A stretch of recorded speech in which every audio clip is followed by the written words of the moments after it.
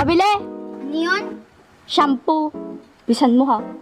Hoy, Tanya, huwag mo akong dinadami sa pagalit sa'yo, ha? Deserve mo yan. Ang sabi mo? Tanya, minahog ka muna. Baka marinig ka ni Chico. Mamaya matulog sa'yo.